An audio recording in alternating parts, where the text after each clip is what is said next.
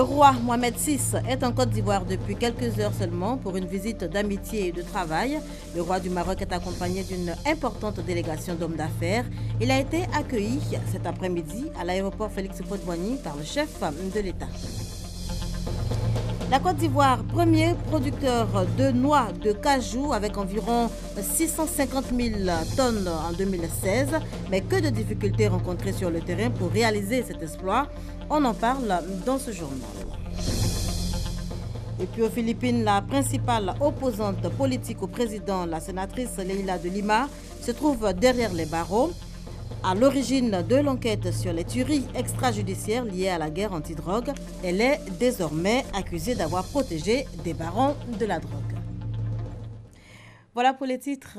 Madame, Monsieur, bonsoir. On démarre avec cette information. Je vous la donnais tantôt. Un illustre hôte sur les bords de la lagune Ébrié.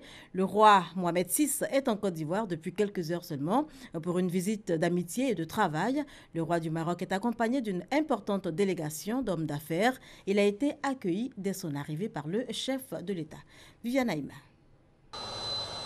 Le roi Mohamed VI en visite officielle en Côte d'Ivoire depuis ce vendredi 24 février à 18h15, quand l'imposant avion frappé du sceau royal qui le transportait a atterri sur le tarmac du pavillon présidentiel de l'aéroport international Félix Houphouët-Boigny. Pour accueillir celui qui est désormais considéré par les Ivoiriens comme un grand ami de la Côte d'Ivoire, comme cela l'a été à chacune de ses visites, le président de la République Alassane Ouattara, accompagné de son épouse, la première dame Dominique Ouattara. Les honneurs militaires ont été rendus au souverain marocain par l'exécution des hymnes nationaux des deux pays. Cette quatrième visite officielle du roi Mohamed VI en Côte d'Ivoire s'y est traduit indiscutablement l'attachement profond du souverain marocain à la terre d'Éburnie sera une fois encore marqué par la signature de plusieurs accords de coopération dans divers domaines.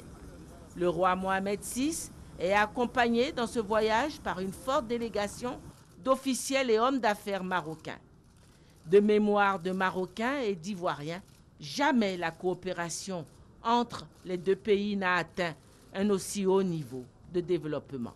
La confiance et l'estime que voue le souverain chérifien, le roi Mohamed VI, au chef de l'État ivoirien, le président Alassane Ouattara, justifie pour une large part cet engagement du Maroc envers la Côte d'Ivoire. Si au départ des relations entre les deux pays qui datent de 1962, il y a la légendaire amitié entre le roi Hassan II et le président Houphouët-Boigny, leurs héritiers, le roi Mohamed VI et le président Alassane Ouattara, partageant tous deux la même vision de progrès et de développement pour leurs pays respectifs, ont décidé de se soutenir mutuellement. Comme lors de chacune de ces visites, le souverain chérifien a pu goûter, dès la grande cour du pavillon présidentiel, la chaleureuse aquaba que les populations ivoiriennes dans leur ensemble, avec les chefs traditionnels et religieux, et la communauté marocaine vivant en parfaite symbiose avec l'ensemble des Ivoiriens, ont toujours su réserver à ce grand ami de la Côte d'Ivoire. Et justement, à l'occasion de cette quatrième visite officielle du roi Mohamed VI en Côte d'Ivoire, les patronats des deux pays réunis au sein du groupe d'impulsion économique Côte d'Ivoire-Maroc ont fait le point des grands chantiers entamés. Notez que la moisson est abondante. Lanciné Bakayoko, Jean-Jacques Kwameala. Au cours de cette rencontre, le groupe d'impulsion économique Côte d'Ivoire-Maroc, composé des instances patronales des deux pays, a réaffirmé le cadre de coopération. Les infrastructures, le transport, les logements sociaux, le tourisme, les mines, la pêche, l'agriculture, l'économie numérique, les finances, les industries pharmaceutiques sont les principaux secteurs qui intéressent le Maroc. Nous sommes une force de proposition pour les uns et pour les autres pour pouvoir créer plus de valeur ajoutée, créer de l'emploi et être le plus inclusif possible puisque nous avons une commission économie solidaire, nous avons une commission entrepreneuriat et nous avons bien sûr des commissions sectorielles dédiées. Dans une sorte de bilan, les deux parties ont surtout passé en revue l'état d'avancement des grands chantiers déjà lancés à travers les conventions et accords signés le 25 février 2014.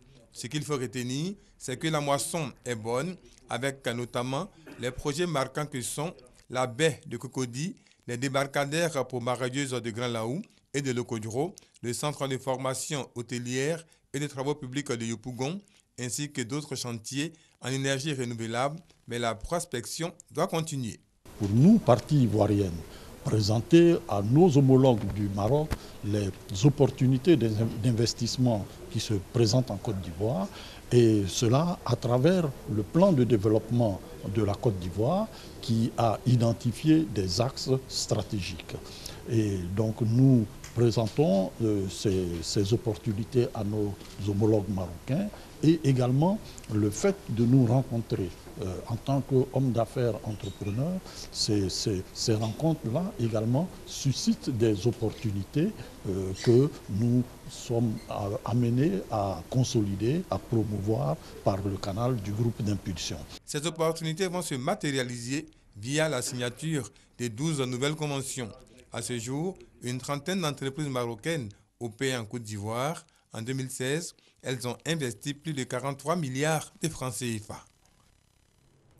Un autre complexe hôtelier pour renforcer l'attractivité touristique de la Côte d'Ivoire, situé dans la commune de Marcoussis,